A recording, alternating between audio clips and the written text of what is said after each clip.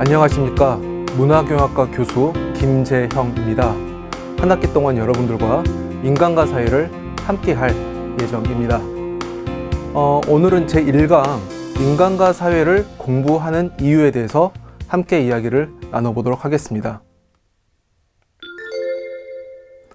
오늘 다룰 목차는 다음과 같습니다.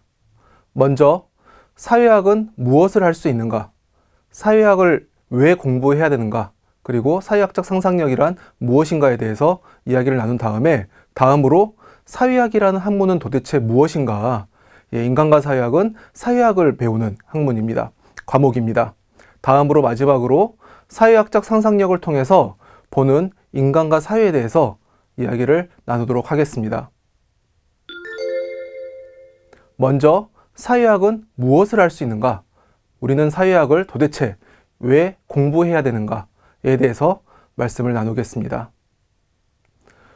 우리가 살아가는 평범한 일상 속에서 우리가 아침에 일어나고 그리고 직장에 가거나 학교에 가고 또 하루 일과를 마친 다음에 집으로 돌아와서 여가 생활을 보내고 이 평범한 일상 속에서 우리는 많은 것들을 보고 경험하고 느끼고 또 많은 것들을 만지기도 하고 사용하기도 합니다. 이런 어떤 평범한 일상 속에 있는 많은 것들은 너무나 평범해서 그것의 의미라던가 그것과 나 그리고 사회의 관계에 대해서 생각하기는 굉장히 힘든 것 같습니다. 하지만 이런 어떤 평범한 물건들을 통해서도 우리가 어떤 종류의 사회에 살고 있으며 그 사회는 어떠한 성격을 가지고 있는가에 대해서 우리는 생각할 수가 있는 것이죠. 한 예를 들자면 우리가 매일 마시는 평범한 커피 한 잔에서도 커피를 둘러싼 역사 그리고 사회 구조적 문제를 함께 인식할 수가 있는 것입니다. 예를 들어서 커피가 예전에는 우리가 커피를 그렇게 많이 마시지 않았죠. 그런데 어느 순간부터 커피가 우리 일상에 굉장히 중요한 기호품이 되었습니다. 그렇게 커피가 전 세계인의 기호품이 된 역사에 대해서 우리는 생각해 볼 수가 있습니다. 또 다른 한편으로는 현재 커피가 어떤 방식으로 생산되는지 그리고 유통되는지 그리고 우리에게 어떤 식으로 소비되는지 이러한 것들에 대해서도 생각해 볼 수가 있는 것이죠. 동시에 우리가 어떠한 문화적 배경 속에서 커피를 소비하고 있는지 또는 커피가 우리 문화를 어떻게 바꾸고 있는지 이런 것들에 대해서 종합적으로 생각해 볼 수가 있는 것입니다. 사회학에서는 이렇게 어떠한 일상적인 물건을 통해서 사회 구조적인 것들, 역사, 그리고 그런 어떤 물건과 사회의 관계를 그 관계를 생각해낼 수 있는 힘, 이것을 사회학적 상상력이라고 이야기를 합니다. 그래서 이번 시간에서는 사회학적 상상력이란 무엇인가에 대해서 여러분께 조금 더 자세히 설명을 드리도록 하겠습니다. 사회학적 상상력이라고 하는 개념은 사회학에서 가장 많이 사용되는 개념인 것 같습니다. 특히 사회학을 설명할 때 사회학적 상상력이라고 하는 개념은 빠지지 않고 등장을 합니다. 이 사회학적 상상력이라고 하는 개념은 미국의 굉장히 유명한 사회학자인 밀스가 만든 개념입니다. 밀스는 사회학적 상상력을 이렇게 정의 내렸습니다. 사회학적 상상력이란 인간과 사회, 개인과 일생의 역사, 그리고 자아와 세계 사이의 상호작용을 파악하는 능력이다. 이렇게 정의 내렸습니다. 그리고 사회학자가 일반인보다 우리의 어떤 사회 현상을 더 설득력 있게 해석할 수 있는 이유는 사회학적 상상력을 발휘할 수 있는 힘을 갖고 있기 때문이다.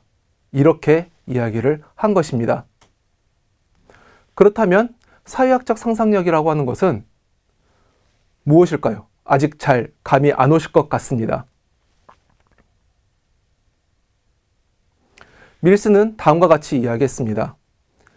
사회학적 상상력이라고 하는 것을 우리가 갖기 위해서는 기본적으로 필요한 도구가 있다.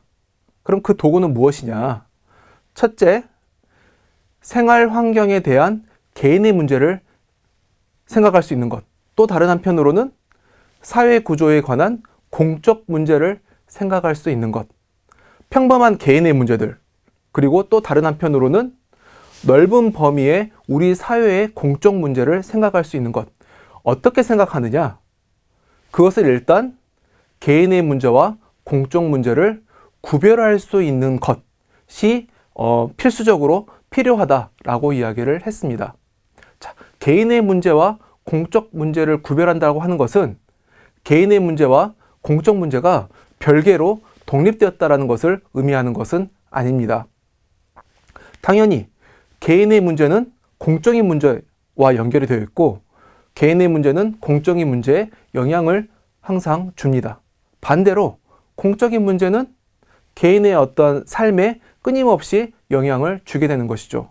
한 예로 부동산의 문제를 가지고 이야기를 하자면 나의 집이라고 하는 것은 나의 프라이빗한 사생활과 관련된 개인의 주거의 공간입니다. 하지만 이 나의 주거의 공간에서 발생되는 문제들, 이 나 개인뿐만 아니라 더 많은 개인들이 공통적으로 갖고 있는 문제라고 한다면 이것은 사회 구조와 관련된 공적인 문제인 것이죠. 그렇기 때문에 사회 공동체에서, 국가에서, 그리고 우리 사회가 함께 풀어야 될 문제가 되는 것입니다.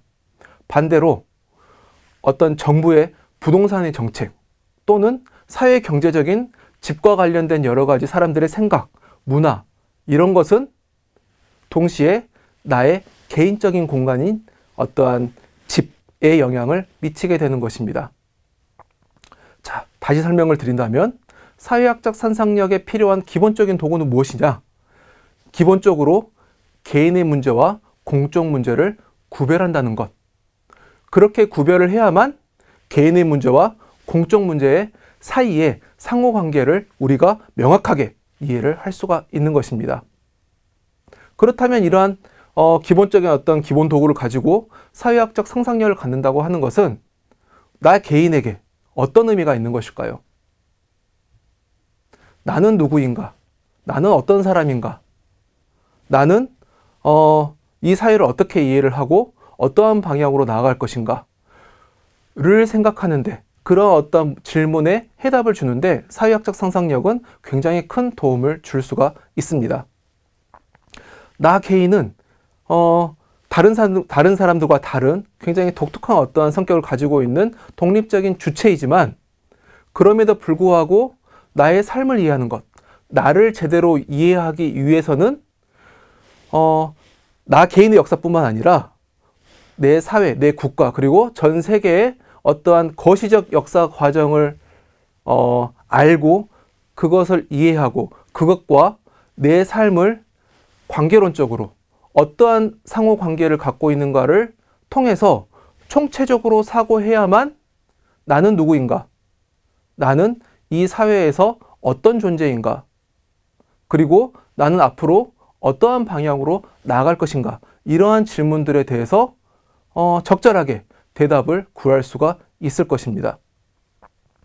이렇게 설명을 드렸지만 여전히 사회학적 상상력이 무엇인가 아직 잘 이해가 안 되실 텐데요. 조금 더 구체적으로 들어가도록 하겠습니다. 또 밀스는 다음과 같이 이야기했습니다. 개인의 삶이라고 하는 것은 자신의 능력이나 노력 여하에 달린 것이 아니라 사회 구조적인 조건과 밀접하게 연관되어 있다. 이런 이야기를 했습니다. 이게 어떤 의미일까요? 예를 들어서 개인의 성공이라고 하는 것은 기본적으로 개인의 태어날 때부터의 능력, 어떠한 개인의 성격, 그리고 그 이후에 그 개인이 열심히 노력한 어떠한 그러한 결과에 의해서 개인의 어떤 성공이 만들어지긴 하지만 동시에 그런 어떤 개인의 성공이라고 하는 것은 온전히 개인의 능력이나 노력에 따라 만들어지는 것이 아니라 사회 구조적인 조건과 밀접히 연결되어 있다고 하는 것을 이해해야 합니다. 개인이 어떤 특성을 갖고 있다고 해서 그 특성이 모든 사회에서 동일하게 장점이 되는 것은 아닙니다. 시대에 따라서 그 사회가 요구하는 능력과 특성, 그리고 노력은 다른 것이죠. 그렇기 때문에 반드시 어떤 개인의 능력과 어떠한 노력이 성공을 무조건 보장하는 것은 아닙니다. 사회의 구조적인 조건이 끊임없이 그런 어떤 성공의 성격에 영향을 주는 것이죠. 그렇기 때문에 개인의 성공이라고 하는 것은 개인의 것이지만 동시에 사회에 끊임없이 영향을 받고 사회의 것이라고 할 수도 있는 것입니다. 역으로도 생각할 수가 있는 것이죠. 개인의 문제는 개인 자신의 어떠한 능력이나 노력여에 달린 것이기도 하지만 동시에 사회 제도의 영향을 받는, 사회 제도의 어떤 문제 때문에 개인의 어떤 문제가 발생할 수도 있는 것입니다. 그렇기 때문에 사회 문제라고 하는 것, 끊임없이 우리는 기사나 뉴스를 봤었을 때 사회 문제를 끊임없이 우리가 보게 됩니다. 이러한 사회 문제라고 하는 것은 개인의 대처보다는 사회의 공동의 대처나 국가의 적극적인 역할을 통해 해결해야 된다고 하는 것을 우리는 사회학적 상상력을 통해서 깨달을 수가 있는 것입니다. 그리고 사회 문제라고 하는 것은 반드시 그냥 나와 별개인 어떤 사회의 어떤 문제가 아니라 나 개인의 문제일 수도 있는 것이죠. 내가 가지고 있는 문제가 나만의 문제가 아니라 나와 비슷한 다양한 어떤 개인들이 공통적으로 경험하고 있는 문제라면 그것은 사회 문제가 될 수 있는 것이고, 그렇기 때문에 나 개인이 그 문제를 해결할 수가 없으며, 이 문제를 해결하기 위해서는 나 개인 혼자 노력할 것이 아니라 사회가, 공동체가, 그리고 국가가 함께 같이 공동으로 연대해서 노력해야 된다라고 하는 것을 깨달아야 된다라고 하는 것입니다. 루시드 폴이라고 하는 가수는 모르시는 분도 굉장히 많을 텐데요. 굉장히 좋은 노래를 많이 불렀습니다. 그 중에서도 사람이었네라고 하는 제목의 이 노래는 방금 제가 설명드린 어떤 사회학적 상상력을 잘 표현하고 있는 그런 노래라고 생각을 해서 여러분과 함께 들었습니다. 이제 가사를 들으시면 전체 노래를 다 들은 것이 아니라 일부만 들려드렸는데요. 그 가사를 잠깐 같이 읽도록 하겠습니다. 난 푸른빛 커피향을 자세히 맡으니 익숙한 땀, 흙의 냄새. 난 아프리카의 신, 열매의 주인, 땅의 주인. 문득 어제 산 외투 내 가슴팍에 기대 눈물 흘리며 하소연하네. 내 말 좀 들어달라고. 난 사람이었네. 공장 속에서 이 옷이 되어 팔려왔지만. 이 가사를 듣고 읽으시니까 어떤 느낌이 드시나요? 먼저 가사를 한번 해석해 보겠습니다. 이 전체 노래를 들으시면 이 노래를 부르는 사람, 화자가 세 가지의 일상 속에서의 물건을 보면서 세 명의 상상 속의 인물과 대화를 합니다. 어떤 물건이 나오나요? 첫째, 카페트가 나옵니다. 두 번째, 커피가 나오죠. 그리고 마지막으로 외투가 나옵니다. 노래 속에서 화자는 일상 속에서 거리를 걷다가 우연히 한 상점에 걸려있는 카페트를 보게 됩니다. 그리고 카페트를 보면서 이 화자는 상상을 하게 되는 것이죠. 어떤 상상을 하게 되느냐? 평범한 카페트를 보면서 이 카페트를 만든 어떠한 중동의 어떤 나라의 14살짜리 어떤 소녀를 상상하게 됩니다. 이 소녀가 어떠한 노동 환경 속에서 이 카페트를 만들고 있을까? 그리고 어떠한 사회구조 속에서 그 카페트는 나한테 왔을까? 이것은 도대체 어떤 의미일까? 이런 것들을 상상을 하게 됩니다. 또 노래 속에서 화자는 커피를 마시면서 그 향을 맡으면서 또 상상을 하게 되는 것이죠. 어떤 상상을 하느냐? 이 커피는 어디서 만들어졌을까? 아프리카의 어떤 나라에서 만들어졌겠지. 그리고 이 커피는 그 땅에서 그곳에 사는 사람들에 의해서, 그들의 노동에 의해서 만들어졌고 나한테 왔겠구나. 이런 것들에서 생각을 하던 것이죠. 마지막으로 어제 산 외투를 오늘 입으면서 또 노래 속의 화자는 다음과 같이 상상을 합니다. 어느 공장에서 어떠한 열악한 환경 속에서 어떠한 노동자가 이 외투를 만들었고 그렇게 만들어진 외투가 나한테 왔고 내가 그 외투를 입고 있구나. 자, 그리고 나서 화자는 다음과 같이 이야기를 합니다. 난 사람이었네. 그들은 모두, 이 물건들은 모두 어떠한 노동자들의 노동을 통해서 그리고 어떠한 사회 구조를 통해서 그리고 그 사회 구조는 어떠한 역사를 통해서 만들어졌겠죠. 이러한 어떠한 총체적인 것들, 일상 속에서의 어떠한 평범한 물건들을 통해서 나와 어떠한 사회 구조, 다른 사람들과의 관계를 생각하는 것, 그것이 바로 사회학적 상상력이라고 할 수가 있는 것입니다. 다음으로는 도대체 사회학이라고 하는 학문은 그렇다면 무엇인가? 여기에 대해서 함께 이야기를 나누겠습니다. 사회학, 들어보신 분도 있으실 거고 아마 더 많은 분들은 사회학이라고 하는 학문 분야를 들어보신 적이 없을 것입니다. 그리고 들어봤다 하더라도 사회학이라고 하는 것을 감은 있지만 정확히 어떤 것들을 하는 학문인지 잘 이해하지 못하신 분들이 훨씬 더 많을 것 같습니다. 사회학, 영어로는 소시올로지인데요. 소시올로지라고 하는 단어는 소시오라고 하는 단어와 로고스라고 하는 두 단어가 합쳐진 합성어입니다.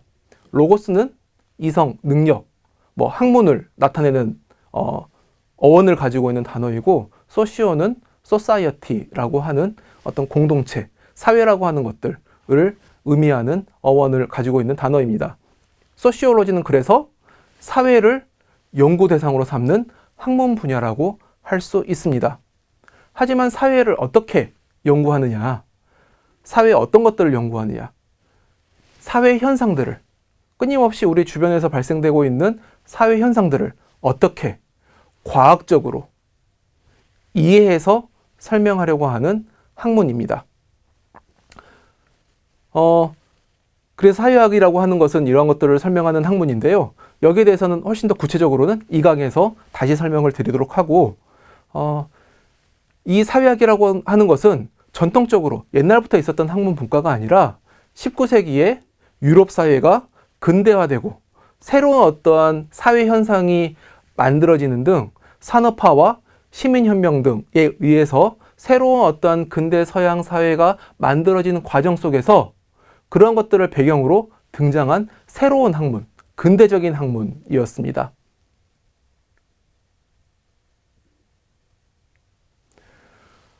이런 어떠한 새로운 근대적인 사회가 만들어졌는데요. 그런 사회 속에서 새로운 사회 현상, 특히 굉장히 갖가지 사회 문제들이 등장했습니다. 빈곤의 문제, 실업의 문제, 도시 문제, 환경 문제, 빈곤 문제, 범죄 문제와 같은 새로운 사회 현상이라고 하는 것이 새로운 연구 대상으로 부상이 되면서 사회는 이런 새로운 현상들을 이해하고 해결하는 데 필요한 새로운 어떠한 학문 문과를 요구했던 것이죠. 그리고 이러한 요구를 받아서 많은 사회학자들이 사회 현상을 과학적인 방법으로 탐구하기 위해서 사회학이라고 하는 전문 어떠한 분과, 학문 분과를 만들어 내면서 사회학이 등장을 했습니다. 그렇기 때문에 사회라고 하는 것은 전통적으로 계속 존재를 했던 것이 아니라 사회학에서 말하는 사회라고 하는 것은 근대적이고 현대적인 의미의 사회를 지칭합니다. 그렇기 때문에 사회학에서 사회라고 하는 것은 혈연적 또는 지역적 동질성이 지닌 구성원으로 이루어진 전통적인 생활 집단인 공동체와는 다르고 구별되어야 합니다.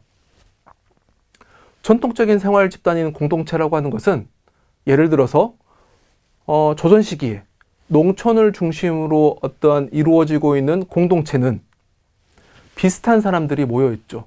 양반도 있지만 대다수는 농부이고 그리고 태어나서 죽을 때까지 한 지역에 같이 살기 때문에 동질적인 사람들로 이루어져 있습니다.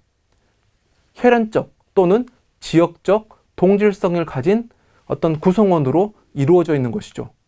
하지만 근대, 현대의 사회라고 하는 것은 훨씬 더 다양하고 이질적이고 혈연적으로, 지역적으로 어떤 동질성을 지닌 구성원들이 아닙니다. 이러한 특징을 가지고 있는 사회를 사회학은 연구 대상으로 삼는 것이죠.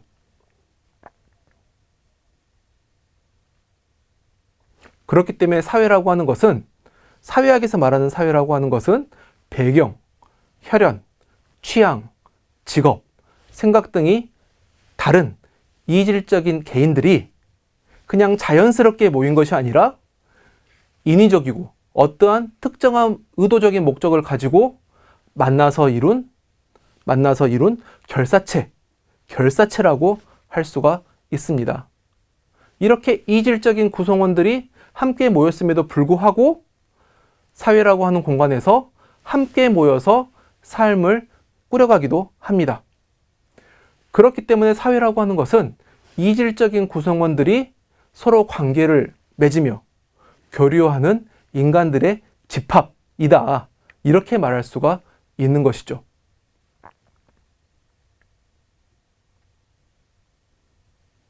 한편 사회학의 사회는 여러 방식으로 이해될 수가 있습니다. 왜냐?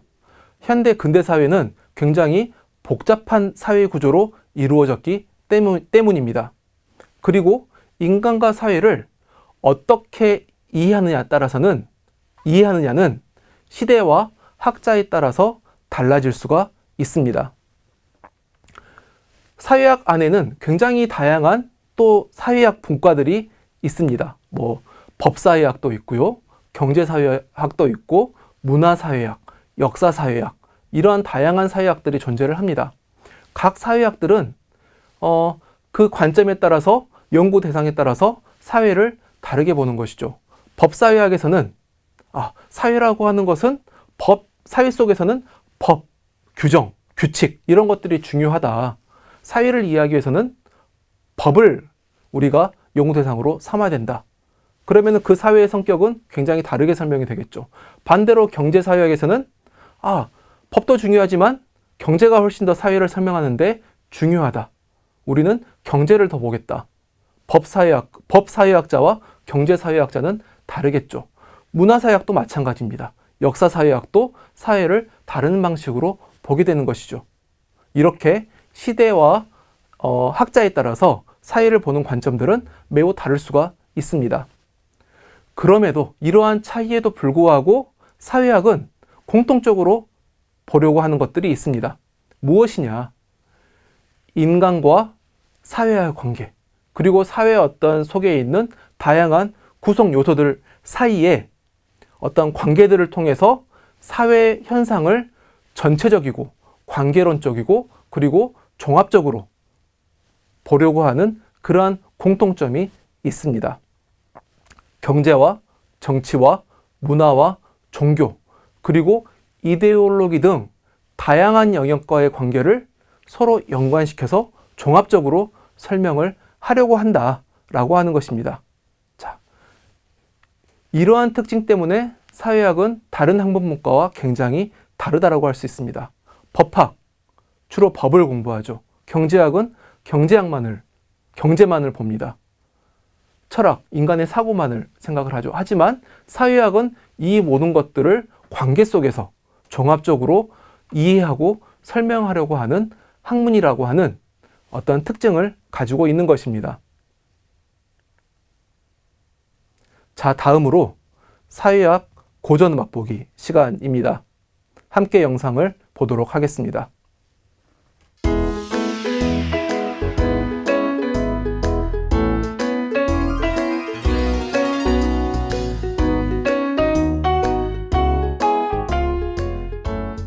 현대인들은 자신의 사생활이 일련의 올가미에 걸려있다는 느낌을 자주 갖는다. 그들은 일상세계에서 일어나는 갖가지 문제들을 극복할 수 없다고 생각하는데 이러한 생각은 옳을 때가 많다.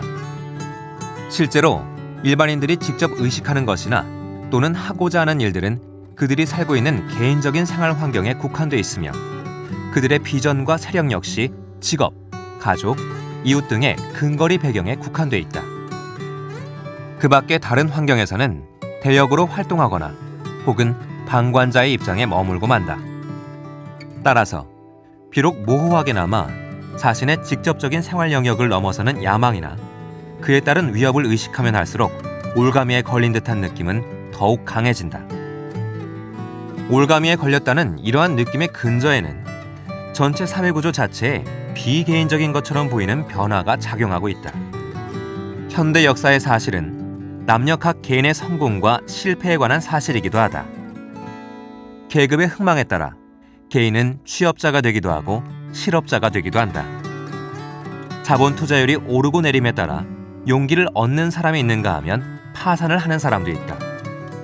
전쟁이 발발하면 보험회사 외무사원이 로켓 발사 대원이 되기도 하며 상점 점원이 레이더 대원이 되기도 한다. 또 아내는 독수 공방하고 아이들은 아버지 없이 자라게 된다. 따라서 한 개인의 삶과 한 사회의 역사는 그 두 가지를 함께 이해하지 않고는 이해할 수 없다. 그런데도 사람들은 대개 자신이 겪고 있는 고통을 역사적 변동과 제도적 모순으로 규정하려고 하지 않는다. 그들이 누리는 안락 역시 자신이 살고 있는 사회의 큰 흥망성쇠 탓이라고 생각하지 않는다. 사람들은 자기들의 생활 양식과 세계사 행로 간의 복잡 미묘한 관계를 별로 의식하지 못하기 때문에 이 관계가 자신의 미래와 장차 자신이 주체적으로 참여할지도 모를 역사 형성에 어떤 의미를 갖는지 일반적으로 모르고 있다. 그들은 인간과 사회, 개인의 일생과 역사, 그리고 자아와 세계 사이의 상호작용을 파악하는 데 기묘한 정신적 자질이 부족하다. 그들은 개인적 문제를 그 이면에 항상 존재하는 구조적인 변모를 통제하는 방식으로 다룰 줄 모른다.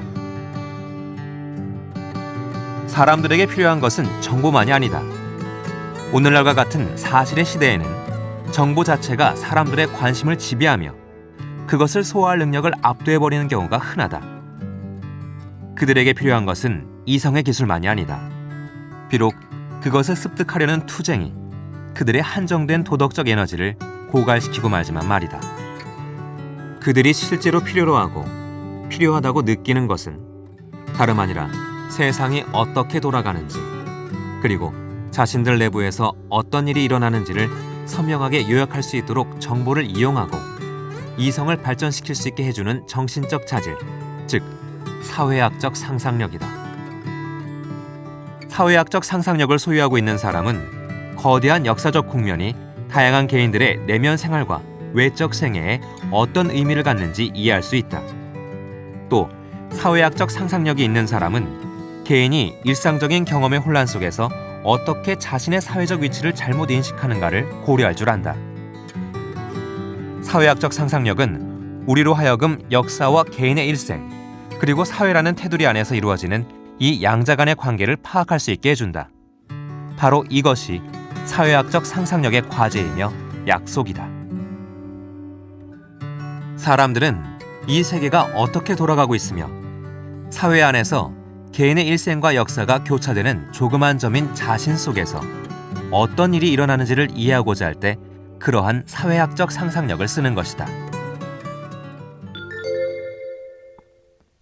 네, 다음은 3장 사회학적 상상력을 통해 보는 인간과 사회입니다. 그러면 우리는 사회학적 상상력을 통해서 어떻게 인간을 바라볼 것인가, 사회를 바라볼 것인가, 인간과 사회의 관계를 어떤 방식으로 볼 것인가, 이런 것에 대해서 이야기를 나누겠습니다.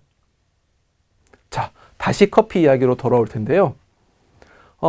커피를 통해서 아까 말씀드린 것처럼 우리는 사회 구조적인 것들을 볼 수가 있다라고 말씀을 드렸습니다. 그렇다면 사회학적 상상력을 통해서 구체적으로 어떤 것들을 우리가 생각을 할 수가 있을까요?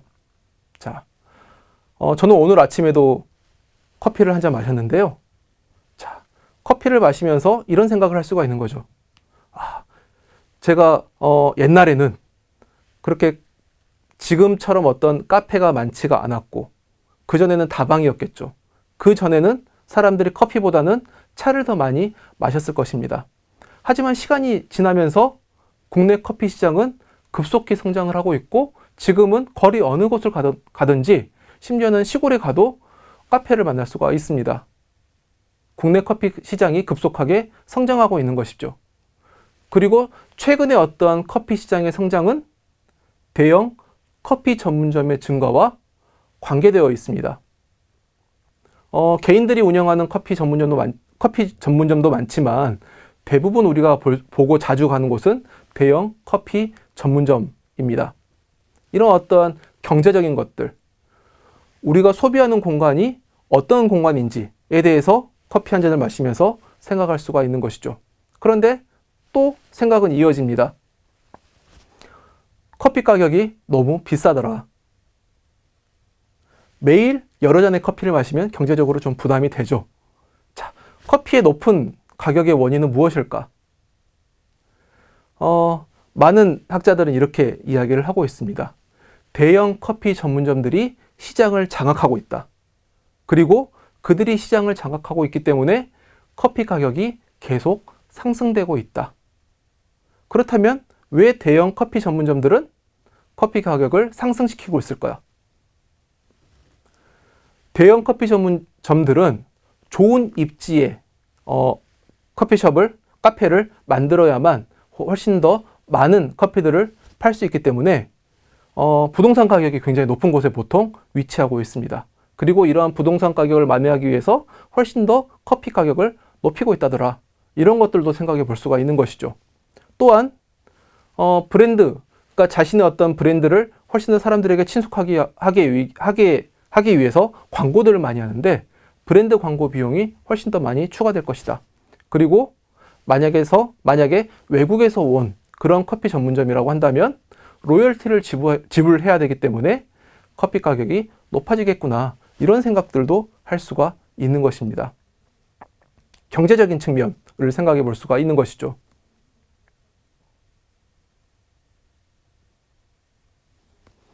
자, 조금 더 그러면 국제적인 측면에 대해서 생각해 보겠습니다. 자, 커피가 굉장히 비싼데 커피 원두 등 원재료가 차지하는 비중은 굉장히 미미합니다. 자, 어떠한 국가에서 어떠한 지역에서 커피를 생산하는 노동자가 열심히 일을 하고 있지만 커피 시장이 계속 확대되고 커피 가격이 비싸다고 하더라도 그 노동자들, 그 농민들이 그들의 삶이 윤택해지지는 않습니다. 왜 그럴까? 원재료의 낮은 가격은 전 세계적인 불평등을 반영하기 때문입니다. 커피는 주로 어디에서 생산될까요? 주로 이디오피아, 과테말라, 페루 등 아프리카나 남미, 최근에는 동남아시아도 굉장히 많이 생산을 하고 있는데요. 이 1차 생산국들은 주로 소위 제3세계에 집중이 되어 있습니다. 하지만 커피가 벌어들이는 수익 중 불과 0.5%만이 이들 제1차 생산국에 돌아갑니다. 우리가 마시는 커피의 가격, 커피의 그 비용 안에는 세계적 불평등이 반영되어 있는 것이죠. 그렇다면 이러한 세계적 불평등은 왜 만들어졌을까요? 이것은 다시 역사를 우리가 추적해 들어가야 됩니다. 커피는 주로 제국주의 시대에 제국주의 국가들이 식민지 경영을 하면서 돈을 벌기 위해서 커피를 주로 많이 생산을 했습니다. 그러한 과거의 어떤 역사적인 경험들이 지금까지 이어지고 있기 때문에 비싼 커피값, 그리고 커피 시장이 확대됨에도 불구하고 제3세계의 커피를 생산하는 노동자들, 농민들은 여전히 삶이 빈곤한 것이고 삶의 세계적인 어떤 불평등이 만들어지는 것입니다. 우리는 커피 한 잔을 마시면서 그러한 생각들을 할 수가 있는 것이죠. 그렇기 때문에 최근에는 공정무역 커피, 최근 아니죠. 약간 시간을 거슬러 올라서 꽤 오랜 기간 동안 사람들은 공정무역 커피에 대해서 이야기를 하고 실제로 행동하기 시작을 했습니다. 자, 커피 가격이 이렇게 비싼데 이 커피 가격 안에서 그것들을 생산하는 농민들에게 돌아가는 비용이 너무 적다. 그렇기 때문에 우리는 이 생산하고 유통하고 소비하는 어떤 과정을 훨씬 더 공정하고 평등하게 만들 필요가 있겠다. 그리고 훨씬 더 많은 돈들이 생산자에게 돌아갈 수 있도록 그런 어떤 비정상적인 커피 수익 분배를 바로잡기 위해서 많은 사람들이 공정무역 커피 활동들을 했습니다. 커피 한 잔을 마시면서 내가 오늘 마시는 커피는 그냥 대기업들이 만든 커피인가 혹은 훨씬 더 공정한 과정을 통해서 나에게 온 커피인가를 생각해 볼 수가 있는 것이겠죠. 그리고 그들의 문제와 나의 문제, 나의 일상의 문제를 서로 연결시켜서 생각해 볼 수가 있을 것 같습니다. 하지만 반드시 공정무역 커피가 올바른 것은 아니다. 이런 것들에 대해서 비판하는 사람들도 있습니다. 공정무역 커피 재배라고 하는 것은 다른 어떤 일반적인 커피와 차별화를 두기 위해서 이런 커피 재배에 훨씬 더 많은 기준들을 제시합니다. 뭐 유기농이라고 한다거나 혹은 뭐 다른 어떤 올바른 어떤 유통 과정이라고 한다거나 이런 것들을 요구하기 때문에 훨씬 더 많은 노동력과 생산비가 요구되기도 합니다. 그렇기 때문에 이런 것들은 소비자인 나에게 부담이 될 수도 있는 것이죠. 그리고 최근에는 훨씬 더 또 대형 기업들이 마케팅의 도구로 공정무역들을 사용하기 때문에 공정무역이 우리가 생각하는 것처럼 공정하지 않을 수도 있다라고 비판을 하기도 하는 것입니다. 자, 오늘 내가 마신 커피 한 잔을 통해서 우리는 커피를 둘러싼 사회적이고 정치적이고 국제적인 맥락들을 함께 그런 상호관계를 우리는 생각해 볼 수가 있고 이것을 사회학에서는 사회학적 상상력이라고 이야기를 합니다. 자, 커피뿐만 아니라 일상 속 어떠한 익숙한 문제를 통해서 우리는 우리의 생각을 사회, 그리고 사회 속의 나로 확장할 수가 있습니다. 굉장히 다양한 소재들이 우리 주변에 널려 있는 것이죠. 예를 들어서 우리에게 너무나 익숙한 컴퓨터 역시 좋은 사례가 될 수 있을 것 같습니다. 우리는 매일 별 생각 없이 컴퓨터를 사용합니다. 인터넷을 사용하고요. 작업을 하는데 사용을 합니다. 자, 하지만 컴퓨터라고 하는 어떠한 평범한 물건을 내가 오늘 굉장히 자유롭게 사용하는 데는 훨씬 더 복잡한 많은 사회 구조적 요인들이 작용을 하게 됩니다. 하드웨어뿐만 아니라 컴퓨터가 존재하기 위해서는 전기, 인터넷망, 전력 발전, 케이블, 소프트웨어, 국가업계 표준, 그리고 이것과 관련된 규제 및 법률, 그리고 이것을 사용하는 개인들의 활용 능력, 그리고 컴퓨터와 관련된 여러 가지 문화들, 이러한 다양한 차원의 역사, 그리고 정치 경제적 맥락이 우리가 오늘 사용하는 평범한 컴퓨터 안에 다 녹아들어져 있고 우리는 컴퓨터를 사용하면서 그러한 것들을 생각해 볼 수가 있는 것이죠. 자, 다시 그러면 처음으로 돌아와서 사회학이라고 하는 것은 무엇이냐? 사회학은 일상에서 발생하는 자질구레한 현상에 대한 문제의식을 중요한 출발점으로 삼고 있습니다. 우리는 그런 어떤 많은 것들은 사회 현상을 보면서 그냥 쉽게 담순화하거나 그리고 성급한 일반화의 오류를 저지르는 경우가 많습니다. 하지만 사회학적 상상력을 갖고 있는 개인은 훨씬 더 그러한 사회 현상들을 포괄적으로, 관계론적으로, 총체적으로 보기 때문에 그렇게 어떤 쉽게 단순화시키거나 일반화하지 않고 나 자신의 인식의 지평을 넓히고 포괄적인 사고로 나아갈 수가 있는 것입니다. 하지만 단순히 모든 사람들이 그냥 그렇게 노력한다고 해서 사회학적 상상력, 사회학적인 능력이 생기는 것은 아닙니다. 이러한 과정에서 무엇이 필요하느냐? 사회과학적 개념이나 체계화된 이론이 필요한 것입니다. 사회학적 상상력에 필요한 필수적인 수단은 무엇이냐?